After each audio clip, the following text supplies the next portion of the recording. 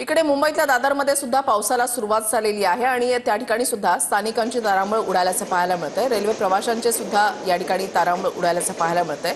Local सेवा जी आहे ती उशिराने सुरू आहे। मध्य रेल्वेची रेल्वे वाहतूक जी आहे ती 15 ते 20 मिनिटं उशिराने सुरू आहे आणि लोकलच्या वेळापत्रकावर सुद्धा काहीसा परिणाम झाल्याचं पाहायला मिळतंय। रेल्वे स्टेशनवरची दृश्य आपण या ठिकाणी पाहताय।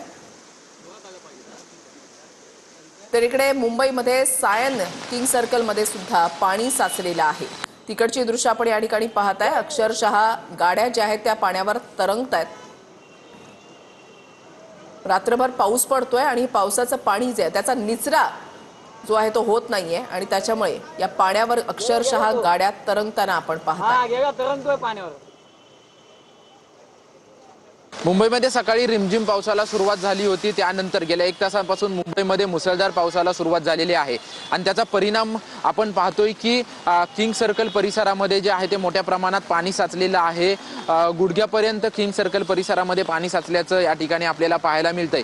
मुंबईमध्ये मुसळधार पावसाला सुरुवात झाली की किंग सर्कल परिसर, हिंदमाता परिसर, त्यासोबतच दिवे परिसरामध्ये पाणी साठायला सुरुवात होते आणि त्याचप्रमाणे सकाळपासून पाहतोय की गेल्या 1 तासापासून मुसळधार पाऊस जो आहे तो मुंबईमध्ये पडतोय आणि त्याचा परिणाम किंग सर्कल परिसरामध्ये झालेला आहे। या ठिकाणी मोठ्या प्रमाणात पाणी साचल्याचं आपल्याला या ठिकाणी पाहायला मिळतंय आणि त्यामुळे बेस्ट वाहतूक असू दे अथवा इतर गाड्या आहेत त्या गाड्यांना या ठिकाणाहून मार्ग काढताना मोठी कसरत करावी लागते। त्यासोबतच मोठ्या प्रमाणात गाड्या बंद पडण्याचं देखील प्रमाण जे आहे ते या ठिकाणी वाढलेलं आहे, कारण की पाणी जास्त भरले असल्यामुळे गाड्यांमध्ये तांत्रिक बिघाड जो आहे तो तांत्रिक बिघाड होतोय। गेल्या 1 तासापासून मुंबईमध्ये मोठ्या प्रमाणात पावसाने हजेरी लावलेली आहे आणि त्याचा परिणाम रेल्वे वाहतूक त्यासोबतच रस्ते वाहतुकीवरती झाल्याचं पाहायला मिळतंय आणि किंग सर्कल परिसरामध्ये देखील मोठ्या प्रमाणात पाणी साचलेलं आहे आणि या पाण्याचा उपसा करण्याचं काम महानगरपालिकेच्या कर्मचाऱ्यांच्या वतीने सुरू आहे। परंतु जोपर्यंत पावसाची तीव्रता कमी होत नाही तोपर्यंत पाण्याचा निचरा जो आहे तो पूर्णपणे होणार नाही असं देखील सांगण्यात आलेलं आहे। परंतु संपूर्ण कर्मचारी जे आहेत ते कर्मचारी देखील या ठिकाणी पाण्याचा निचरा करताना पाहायला मिळतात आणि